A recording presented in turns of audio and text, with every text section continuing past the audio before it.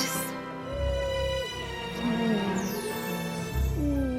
정말 제일 많은 이혼 사유가 뭘까? 이거를 좀 질문을 먼저 드리고 싶어요. 네. 어떻게 생각을 하세요? 저는 1등 외도, 그다음에 맞아. 2등 성격 차이. 보통 성격 차이라고 하잖아요. 근데 오히려 성격 차이보다 먼저 스위치를 누르게 되는 것 같아요. 배우자의 외도. 그게 1등. 폭행? 폭행이요? 폭행? 네, 뭐 외도, 폭행, 경제적인 이유 이것도 굉장히 굵직한 이유들이지만 네. 가장 큰 이유로 많이들 뽑는 건 사실 성격 차이거든요. 성격 차이구나. 근데 이제 그 성격 차이라고 말을 하지만 사실은 명확히 알 수가 없는 왜 이혼하러 오셨어요? 제가 물어보면 너무 힘들어서요. 지루해서요. 이렇게 말씀하시는 분이 계세요. 재미가 없어서요. 일단은 기저에 깔려 있는 이제 정신 상태가 권태감인 것 같아요. 권태감. 맞아. 사실 사랑이 식었다 이렇게 서로가 많이 지루해지는 표현을 하잖아요. 서로 너무 잘 알고 편안하면 어떤 상황이 닥쳤을 때 싸움도 더 커지고 당연히 언어도 더 세지고 맞아요, 맞아요. 네, 더 맞아. 부딪히고 이게 예전에 우리가 이제 호르몬이 돌 때는 네. 쉽게 지나갈 수 있는 문제였는데 맞아. 권태로 이 감정이 바뀌면서부터 그러시는 것 같아요. 맞아요. 저는 그럼요. 이미 결혼하기 전부터 예상을 했습니다. 분명히 우리는 싸울 거고 서로가 서로에게 설레지 않은 순간이 올 텐데 그때 난 노력을 해주고 싶은 사람이다. 설레지 않는 그것이 바로 사랑입니다. 설레지 않는 순간이에요? 예? 아니요, 매번 설레죠. 아침에 일어날 때도 경기 일으키면서 설레서.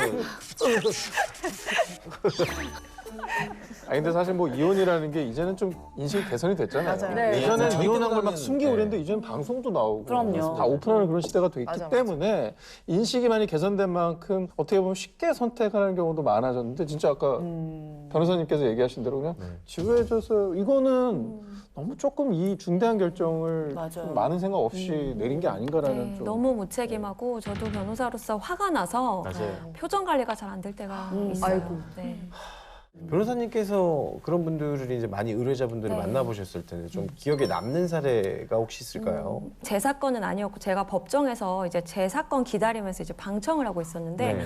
앞에 한 50 정도 되신 남자분이 너무 막 울부짖으시는 거예요. 감정을 막 법원이 쩌렁쩌렁 울릴 정도로 우니까 이렇게 쳐다봤는데 자꾸 아내가 다른 사람하고 통화를 하는데 그 통화를 엿듣게 된 거예요. 본의 아니게. 근데 이제 내용이 그 내연남하고 통화를 했고 자꾸 아이에 대한 이야기를 하니까 이상한데 왜 우리 아들 왜, 얘기를? 외도는 할 수 있는데 왜 내 아이에 대해서 자꾸 이야기하지? 그래서 유전자 검사를 받았는데 설마. 이 아들이 20살이 되어서야 네. 자신의 아들이 아니라는 것을 알게 된 거죠. 혹시 결론이 어떻게 났는지 보셨어요? 이제 결론은 그때 와이프분이 1억을 위자료로 주겠다 해가지고 1억으로 위자료 합의하고 근데 1억 위자료 받는 게 아무 의미가 없어요. 아니 20년이라는 세월을 뭔 의미예요? 그렇죠. 그럼 이거는 변호사님이 참여하신 사건은 아니고 네. 방청을 하셨던 사건인 거고 네네. 그럼 혹시 뭐 맡으셨던 사건 중에 기억에 네. 남는 게 있으세요? 멀리서부터 막 맨발로 이렇게 오셨던 어머. 분이 계셨어요. 맨발로 왜 신발을 안 맨발로? 신고 오신 거예요. 급하게 나오셨네. 근데 막 몸에도 좀 멍이 들어 있고 옷도 좀 찢겨 있고 이랬어요. 근데 가정폭력이고 이제 막 얘기를 하시는데 한 5년 가까이 폭행을 당했었고 또 이제 증거를 남기지 않기 위해서 이제 남편이 화장실에서 꼭 폭행을 하셨다고 해요.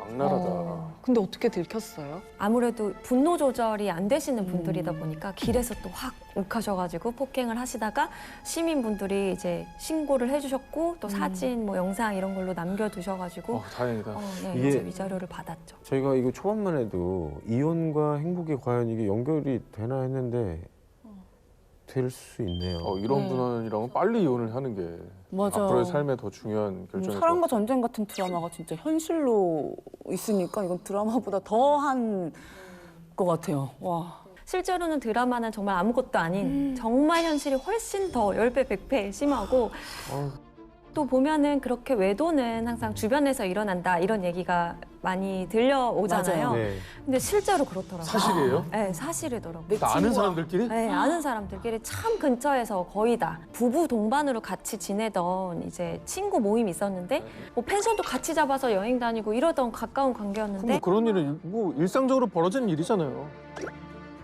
그래서 그렇게 같이 친해졌는데 이제 새벽에 화장실을 가려고 봤더니 다른 방에서 내 배우자와 이제 상대방 배우자와 이제 뭐 어떤 성관계를 행위를 하는 그런 장면을 본 거죠. 네.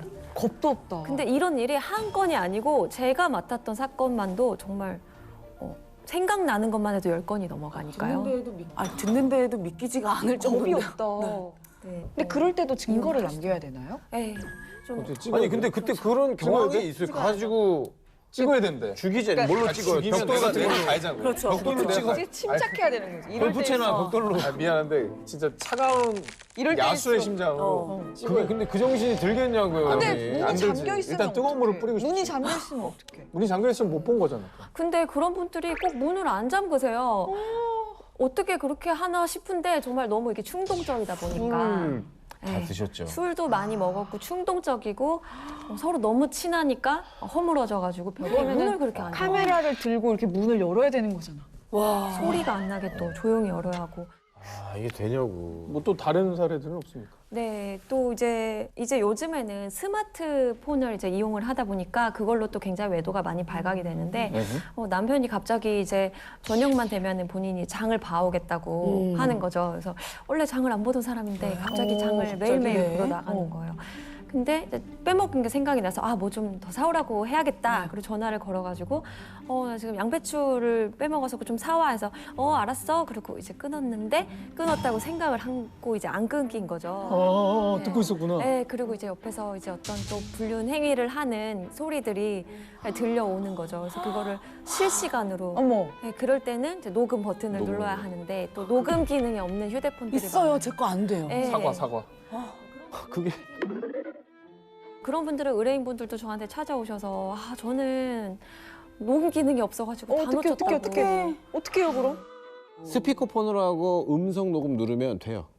저 해봤어요. 와이프가 아니라 잠시만요. 그럴 아내가 만한 일이 아니라- 벌어졌습니까? 아내가 아니라 이제 뭐 이혼 주변 이행시 되나요? 계약 되죠. 이혼하지 마세요. 혼자 살아요. 아니 근데 이제 뭐 저희가 이제 농담 삼아 좀 우스갯소리 했지만 이런 상황이 나한테 펼쳐진다? 난 상상도 끔찍해. 못할 것 같아. 지옥이 있는. 근데 이런 상황이면 사실은 또 이혼을 생각할 수밖에 없잖아요. 그러니까 네. 최대한 잘 이혼하는 방법을 아는 것도 중요할 것 같습니다. 네. 혹시 이혼을 잘하는 방법이 따로 네. 있을까요? 네, 일단은 이혼을 잘하시기 위해서는 이제 첫 번째는 법은 증거 싸움이다라고 네네네. 말씀을 드리고 싶고, 이 얘기를 되게 많이 하시더라고요. 네,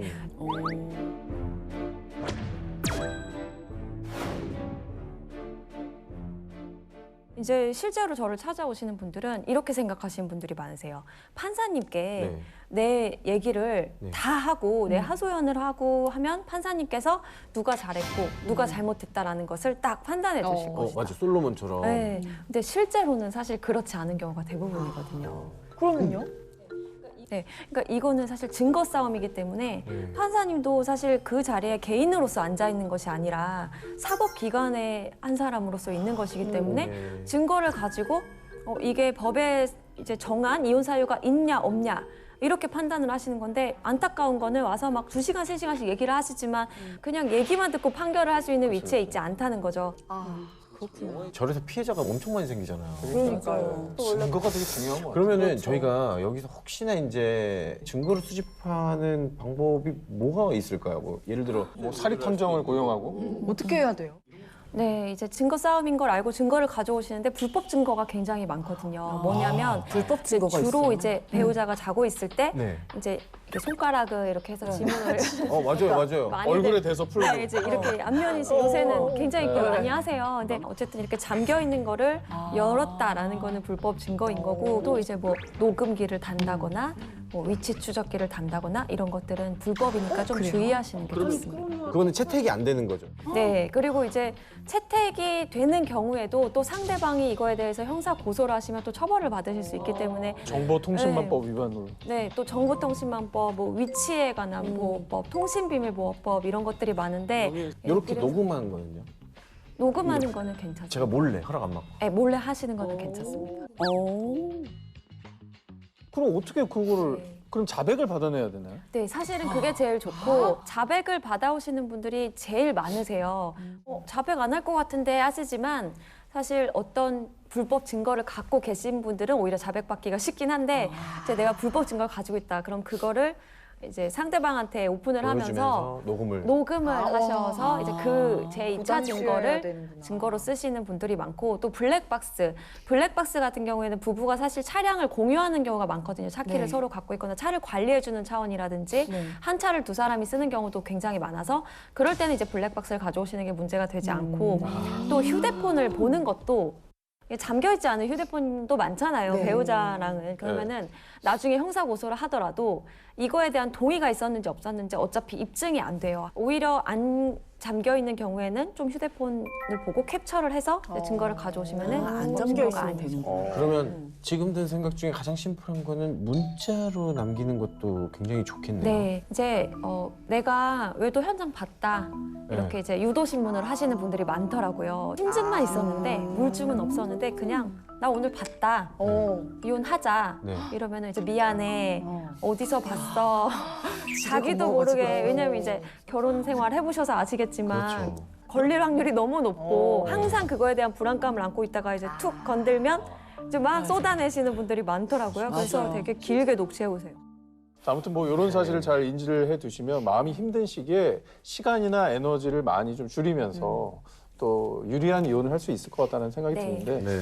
또 혹시 뭐 이혼을 준비하시고 계신 분들 중에 도움이 될 만한 현실적인 팁도 더 있을까요? 네, 이건 정말 아무도 말 안 해주는 이야기일 수도 있는데 네. 소송에서 정말 감정 싸움을 하지 말자라는 겁니다.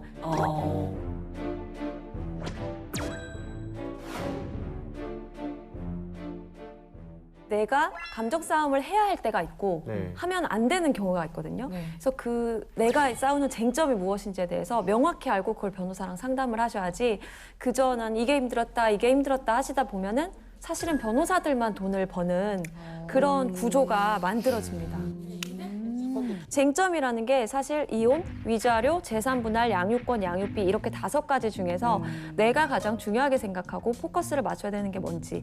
예를 들면 어떤 분들은 재산이 굉장히 많으세요. 그래서 재산 분할의 기여도가 1%, 2%가 달라지는 게 네. 이혼 위자료 2천만 원, 3천만 원보다 훨씬 큰 돈이 되기도 하거든요. 그런데 괜히 상대방의 감정을 너무 자극을 해서 초반부터 사과받기 위해서 싸우기 시작하면 나중에 재산분할 합의도 잘 안 되고 소송은 길어지고 그 기간 동안 재산이 또 축소가 되는 경우가 있거든요. 어찌 보면은 진짜 뭐 위자료 싸움이 중요한 게 아니라 네. 재산 분할이나 양육비 같은 게 사실 알고 보면 훨씬 큰 거네요. 네, 우리나라 위자료가 그렇게 많지가 않습니다. 그래서 많아야 2천만 원, 3천만 원인데 그거를 3번 소송을 하시게 되면 무조건 다 쓰죠. 못 쓰죠. 네, 그래서 남는 게 없습니다.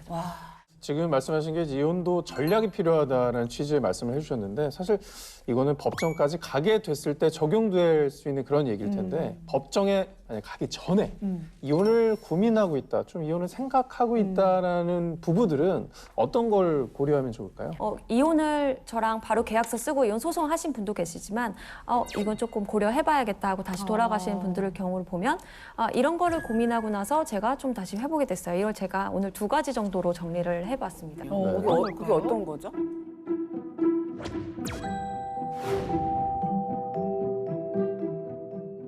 제 개인적인 이야기를 좀 해보면 제가 이제 예전에 아버지가 돌아가셨어요. 근데 이제 너무 힘들잖아요, 정신적으로. 그래서 막 정신을 못 차리고 시도 때도 없이 생각이 나는 거죠. 그래서 그 얘기를 꺼내면 그때 당시에 남자친구였던 저의 남편이 자꾸 다른 얘기로 돌려요. 예를 들면은 이거 우리 아빠가 좋아하던 음식이었는데 그러면 다른 거 먹을래? 약간 이러면서 자꾸 돌리는 거죠. 그게 되게 섭섭하더라고요. 서운할 것 같은데, 네. 저도. 근데 아기로 그런 나중에 건 아닐 거예요. 네, 아기는 없어요. 그래서 지나고 나서 물어봤어요. 근데 왜 그때 그랬어? 그랬더니 본인 같은 경우에는 자기가 힘든 일이 있으면 힘든 일을 나누면 이제 괜히 상대방도 힘들어지기도 하고 또 힘든 얘기를 자꾸 하면은 자기가 더 힘들어져서 너무 똑같잖아. 그 얘기를 안 하는 걸 좋아한대요. 그래서 배려를 하기 위해서 말을 돌렸다는 거예요. 남편분이랑 술 한잔 즐거운- 해야겠네, 제가. 네, 자꾸 즐거운 이야기를 너무 꺼냈다는 싫어, 거예요. 그럼 나는. 근데 저는 계속 차단하는 느낌이고 이제 이 얘기 꺼내지 마 이렇게 받아들였어요. 맞아요. 쉽지 않네요. 2번째는 분노와 자기 혐오를 구분하자입니다. 분노와 자기 혐오. 자기 혐오? 상대방에 대한 혐오가 아니라 자기 네, 혐오?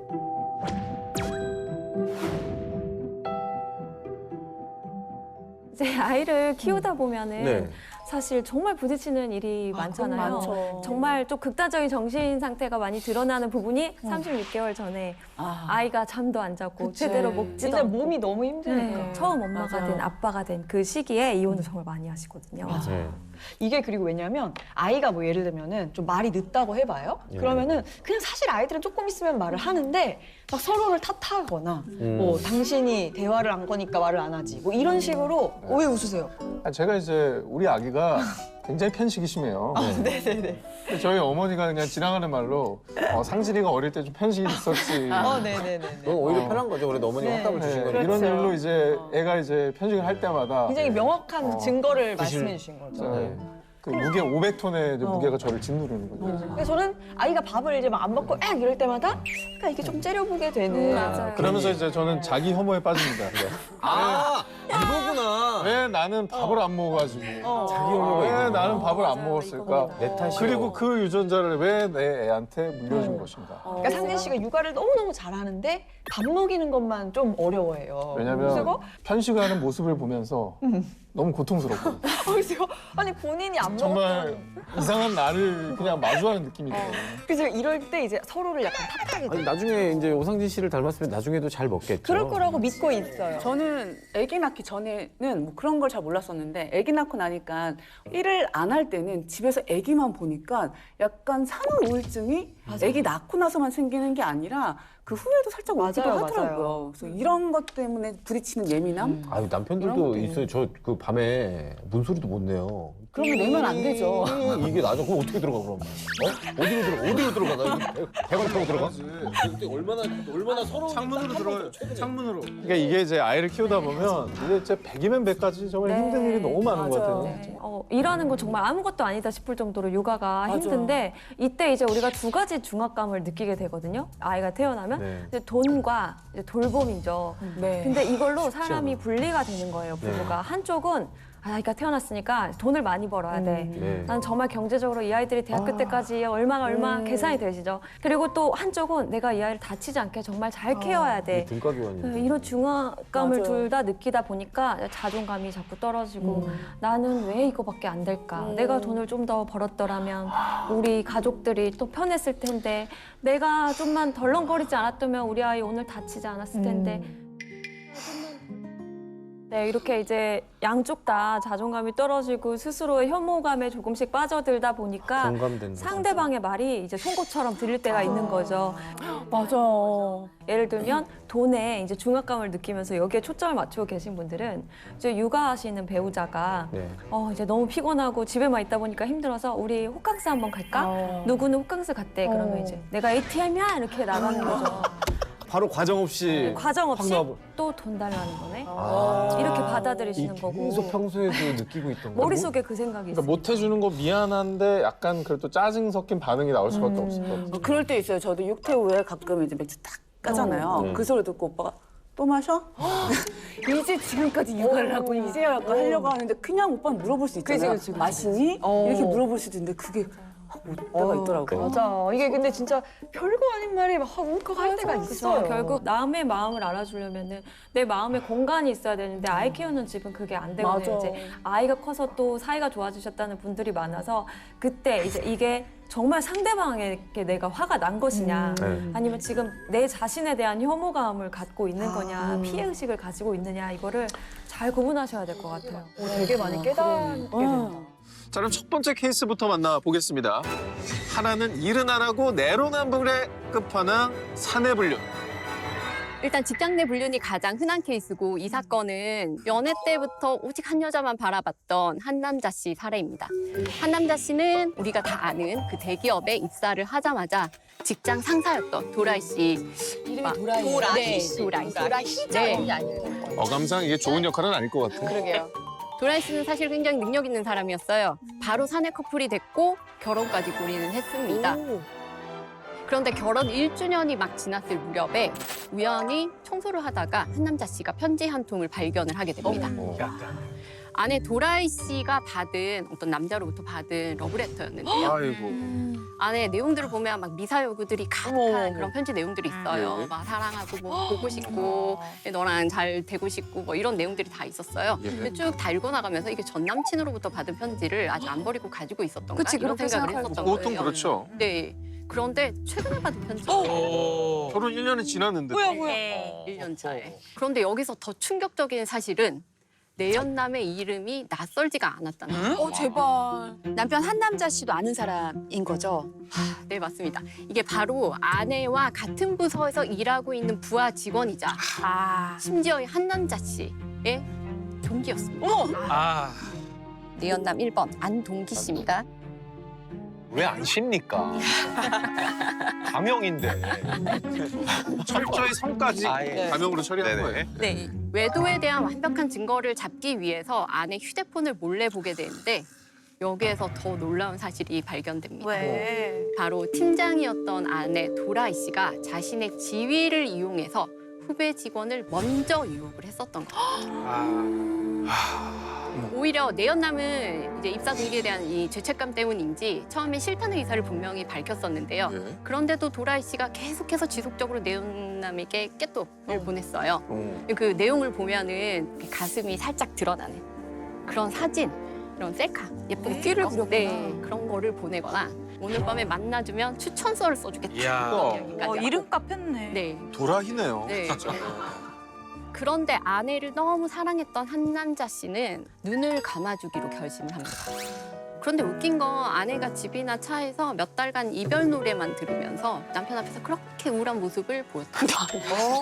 약간 진짜 정상은 아니라는 생각이 드네요. 특별한 분인 것 같아요. 네, 굉장히 특별히 예. 스페셜한 건데.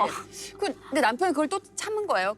그런 상황을 또? 네, 그러고도 계속해서 관계를 유지하려고 정말 다양한 노력을 했어요. 예. 제가 알기로는 뭐 이거저거 와이프가 좋아하는 거 해주려고도 노력하고 심지어 선물도 해주고 그렇게 최선을 다했습니다. 그런데 모든 노력이 물거품이 되는 사건이 다시 또 발생을 한 겁니다. 그 후배 직원 외에 또 다른 내연남이 있다는 사실을 발견이 이거는 환자다, 환자. 약간 환자일 수 있어요. 또 다른 그 동기 말고 또 다른 내연남. 두 번째 내연남 박동호 씨. 네. 확실. 네. 아, 이거 약간 의존성이 있는 것 같은데요, 이거? 네.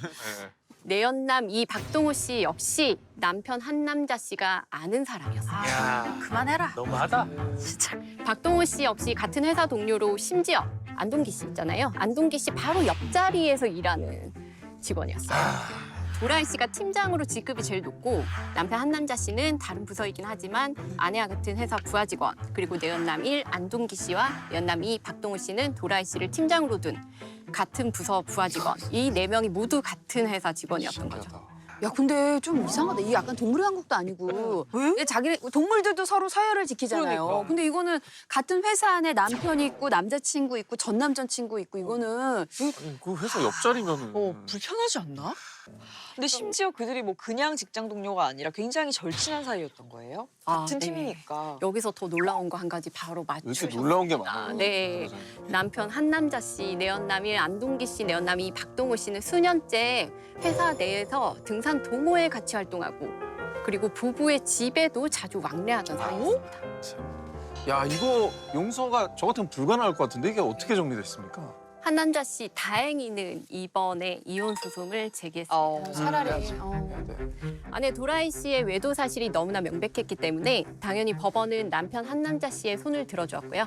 이에 그치지 않고 내연남인 안동기 씨와 내연남이 박동호 씨를 상대로 손해배상 청구까지 해서 최종적으로는 총 1억 원 이상의 위자료를 받았습니다. 그렇게밖에 못 받아요? 족족. 너무 적다. 우리가 저거 위자료가. 위자료 너무 적어. 산악회는 박살이 났겠네. 산악회는 더 이상 이제 운영을 못 하겠네. 방금 산악회 박살 났을 거라고 말씀하셨잖아요. 과연 그럴까요? 아니 뭐 소문 났을 거 아니야 회사 안에. 네. 안타깝게도 남편 한남자 씨만 자진 퇴사를 했어요. 피해자가 나갔다고요? 네. 최악이야. 예. 그럼 들어가기 힘든 대기업을? 가해자랑 불륜 남들은 잘 다니고? 한남자 씨는 이 일로 1년 이상 우울증 치료를 받았고 심지어 자기 인생에 뭐가 잘못된지 모르겠다고 여러 가지 고민을 하시다가 개명까지 하셨어요. 여러분, 이 사건에서 상간남 1과 상간남 2가 서로의 존재를 알았을까요? 나중에 소송을 했으니까 알게 된 거 아니에요? 아닙니다. 그렇지 않습니다. 몰라요? 네. 왜 몰라요? 1과 상간남 2는 지금 본인 때문에 각자가 본인 때문에 이혼을 했다고 정도는 생각을 할 수 있지만 이 사건은 조용히 묻혔습니다.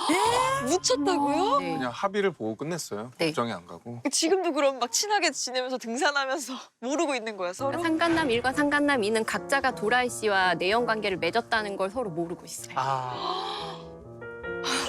아 내가 가서 얘기해주고 싶어. 그냥 조용히 우리 만났던 거 알아요? 이러면서. 그러면 우리 도라이님은 계속 팀장으로 근무 중이세요? 아주 잘 나가고 있습니다. 어머나. 오. 아니 그러면은 이게 사실은 저는 이렇게 사실 내연남들도 이해가 안 가긴 하는데 아내가 제일 이해가 안 가요. 도대체 왜 그런 건지 혹시 알고 계십니까, 변호사님? 제가 이혼 사건 하다 보면 도라이 씨처럼 이렇게 습관성 바람을 피시는 분들을 꽤 많이 보거든요.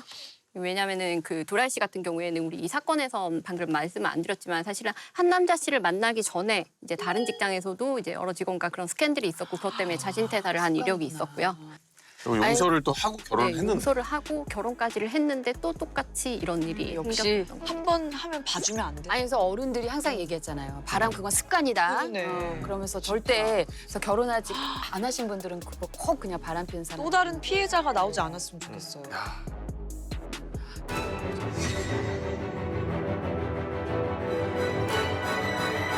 자, 불륜은 부부와 불륜 상대에만 그치지 않고 정말 다른 가족까지 고통을 받는 게 가장 큰 문제인 것 같습니다.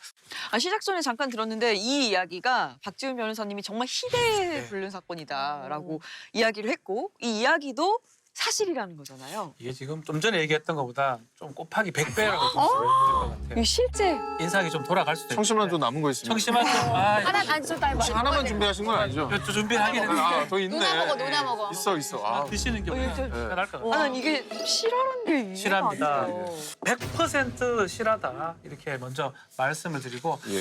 한 남자의 욕심 때문에 결국 파탄난 가정의 이야기인데 자, 이 가정은 이역장이라는 지금 아내가 있었고요. 5천벌이라는 남편이 오 씨야. 5천벌. 씨. 5천벌입니다. 그 장명의 의도가 있어. 박씨 오 씨. 작가들이 상상력이 부족해. 세상에 성이 그렇게 많은데 여기 있는 걸로 돌려 쓰고 있는 거야. 5천벌이에요. 네네. 남편이 5천벌인데 5,000벌. 의사를 의사입니다. 하고 있는 어. 남편입니다. 이 사람 자녀도 있어요. 자녀가 둘이 있는데 둘을 잘 키웠어요. 둘 다 아빠 따라서 의사가 됩니다. 첫째도 의사, 둘째도 의사. 잘 키웠네. 정말 꽃길만 걸을 것 같은 이 지금 이역장 씨 집안에 어둠이 들어진 거는 첫째 아들이 이 며느리감을 데리고 오면서 문제가 일어났습니다. 오.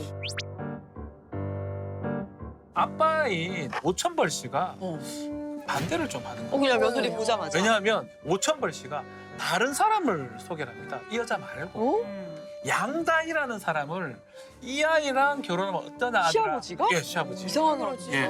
왜냐하면 뭐 양다희라는 사람을 좋게 봤던 것 같아요. 그래서 양다희를 소개를 했는데 첫째 아들은 내가 사랑하는 여자랑 결혼하겠다라고 해서 결국 사랑하는 여자랑 결혼을 하게 됩니다. 네. 했어. 근데 그 후에 좀 문제가 돼요. 첫 번째 얘기했던 그 양다희 씨가 좀 마음에 들었던 것 같아요. 네. 그러면 첫째 아들이 안 되니까 둘째 아들한테 또 갑니다. 세상에. 자동차 세일즈하는 것도 아니고. 이게 뭐야? 왜 그 여자분을 자꾸 너무 마음에 드는 것 같아요. 그리고 미혼인 아무리 둘째 그래도. 아들한테 양다희 씨를 한번 만나보라고 권유를 했고요. 둘째 아들도 사실은 사귀던 사람이 있었어요. 그래서 거절하고 싶었는데 아버지의 뜻에 따라서 결혼까지. 어이구, 쟤 착하다. 그러면 결혼한 후에 더 문제가 실제로 아버지 어머니를 모시고 살겠다. 둘째가. 그 양다희 씨가? 양다희 씨와 결혼한 다음에 또 허니문 베이비로 손주까지 임신을 합니다. 그러다 보니까 시아버지가 너무 좋아합니다. 오천벌 씨는 우리 양다희, 우리 며느리 너무 잘한다라고 굉장히 이뻐했었고 이뻐하면 뭐가 따릅니까? 금전적. 돈이 따릅니다. 금전적 지원도 아낌없이. 첫째 며느리랑 막 차별을 하는 거예요? 많이 차별하죠. 둘째는 매우 이뻐하고 첫째는 시집살이 시키고 그런 상황인데 어느 날 좀 문제가 생깁니다. 이 아내인 이역장 씨가 충격적인 통화 내용을 듣게 돼요. 이때부터 문제가 뭐야? 되는데요. 남편이 너희 딸 너무 걱정하지 마라. 잘 지내고 있다. 당신 혹시 잘 지내고 있나? 라고 통화하는 내용을 듣게 돼요. 당신? 무슨 뭐야, 소리야? 뭐야? 당신 뭐야? 너는 누구고 뭐야? 딸은 누구? 너 당신 딸. 이거 뭐야? 딸은 양다이고요. 네. 너는 사돈입니다. 왜 사돈한테 그런 말을 해? 네. 시아버지하고 이 장모하고 내연 관계다. 근데 이게 진짜 이상한 게 내연녀가 있고 내연녀의 딸이 있으면 그들을 절대 자기 아내가 볼 수 없는 곳에 숨겨놔야 되는 거잖아요. 그게 정상이라고 말하면 안 되는데 그게 뭐 일반적일 것 상식적인 같은데. 근데 반응이죠. 왜 며느리로 들이고 왜 같이 살아? 자, 막장 스토리는 여기서부터 시작입니다. 안 돼. 시작이에요. 아, 하지 마. 해야 돼요. 자, 이혁장 씨가 어느 날 마루에 새벽녘에 화장실로 가는데 방 안에서도 소리가 들려요. 당시 둘째 아들은 해외 출장 중이었거든요. 통화되나 뭐 이런 얘기도 하면서 뭐 다정한 어떤 소리가 들립니다. 네. 근데 알고 보니까 스피커폰으로 뭐 통화를 하고 하는데 네. 자세히 들어보니까 남자 목소리가 바로 자기 남편이에요. 아 뭐야 이상해. 오천벌 씨가 이상해. 이 며느리하고 통화하는 내용을 이혁장 씨가 듣게 됩니다. 뭐야? 왜 은밀하게 왜 며느리랑 왜? 통화를 하고 앉아있어요? 딱 귀에 거슬리는 단어가 하나 있어요. 뭐야? 자기야, 뭐야? 자기야. 뭐야? 무슨 말이야 이게?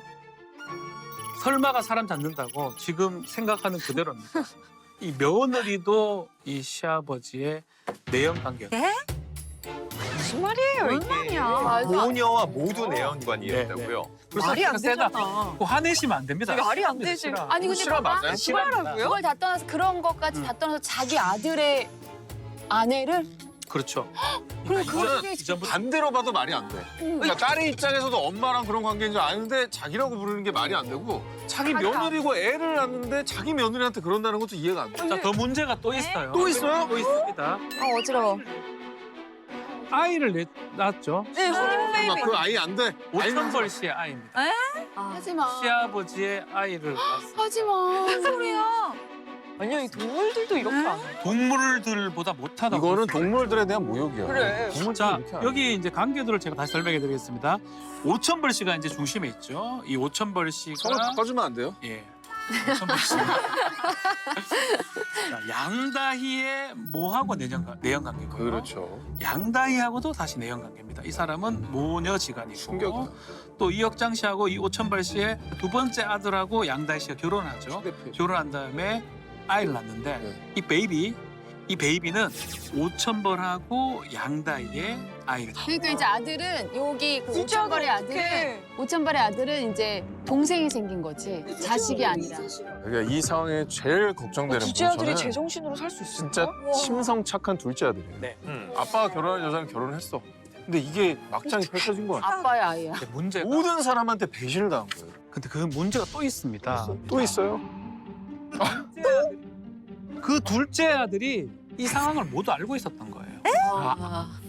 자신의 장모 될 사람하고 내연 관계니까 나 결혼 못 하겠다고 거부를 하니까 아버지가 설득을 한 것 같아요. 네가 만약에 결혼하면 너가 형이 아닌 너한테 모든 걸 주겠다. 모든 재산도 재산을. 주고 병원도 주고. 그래서 재산을 좀 물려받기 때문에 알면서도 입을 다물었던 거, 탐구를 했던 것 같아요. 근데 문제는 자기 와이프한테까지 손을 댄 거 아니에요? 결혼하기 전에는 장모님하고 우리 아버지하고는 관계가 있다. 그건 알았는데 그 와이프, 이 양다희 씨가 문제된다는 거는 결혼 후에 알게 됐다. 그렇겠죠. 알게 됐었고 예. 그렇지만 어쩔 수 없는 게 알고 어떻게 그래? 재산을 받기로 했고 이거를 또 얘기를 한다면 뭔가 다 흐트러질 수 있기 때문에 알고도 참았던 거예요. 근데 이제 그때까지도 문제는 아이는 자신의 아이라고 생각했던 거죠. 근데 나중에 이혁장 씨가 문제 제기를 하니까 또 확인해 보니까 아이 역시 자신의 아이가 아니었던 겁니다. 근데 이 모든 사건의 정말 완벽한 피해자는 이제 아내분이잖아요. 그래. 그렇죠. 뭐 네. 아들은 어쩌면 둘째 아들은 받아들인 거잖아요. 너무 충격이다. 그러면 이제 이혼을 하시게 됐나요? 그렇죠. 이혁장 씨가 이제 이걸 인지하고 나서 오천벌 씨 상대로 이혼 소송도 제기했고요. 그렇지만 손해배상 위자료금이 그렇게 크진 않습니다. 5천 정도. 왜? 5천 정도. 왜? 뭐야? 왜 이렇게 적어? 그러니까 실제로 사실은 우리 이혼 소송 제기하면서 불륜 부정행위에 대해서 손해배상 제기를 하면 1억이 넘기가 어려워요. 왜 이렇게 작아요? 대신에 이제 재산 분할 소송이 들어가. 재산 분할로 많이 받을 수 예, 있어요. 예. 예컨대 사람이 사망했을 때 교통사고로 1억 정도로 계산을 하거든요. 그러니까 이렇게 부정행위는 그렇게 손해가 크다고 금액이 크다고 생각하지 않는 것 같습니다. 방금 말씀해 주신 것처럼 사람 사망했을 때 기준을 한 1억 정도로 보기 때문에 혼인 파탄, 이혼에 따른 위자료 뭐 액수는 많이 나와봤자 한 5천만 원 정도고 그런데 오히려 실무에서 보면은 한 2천만 원에서 3천만 원 정도 네. 이 정도 인정되는 거의 게 그 정도 그 정도 네, 받는 그 거죠. 정도가 많아요. 그것도 5천만 많이 원 올랐어요. 많이 반통 없어지고. 아 5천이면은 결혼 많이 못한 받- 위자료는 굉장히 많이 나온 거죠. 네. 거의 다 받은 거죠. 이 정도 막장이어야지 그 정도를 네. 받을 수 있는 거. 하여튼 그 남편분 진짜 좀 너무하긴 하네요. 뭐 아내도 내 거, 사돈도 내 거, 며느리도 내 거, 다 내 거. 애도 내 거. 손자도 훌륭이 많네. 손자도 내 거, 다 내 아들도 거. 내 예. 들으면 들을수록 계속해서 좀 충격이 가시질 않는다.